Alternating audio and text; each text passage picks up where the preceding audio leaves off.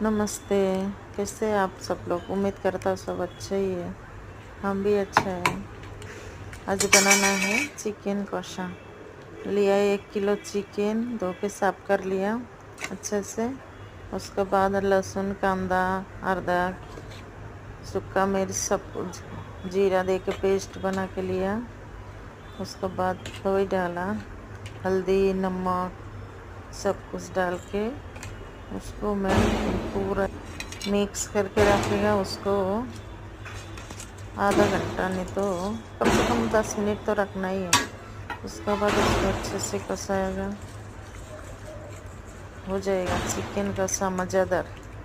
बहुत अच्छा टेस्टी होता है। एक बार आप लोग बना के भी टेस्ट करके देख लो। बहुत खाने को टेस्टी होता है, बहुत मज़ा आता है खाने को।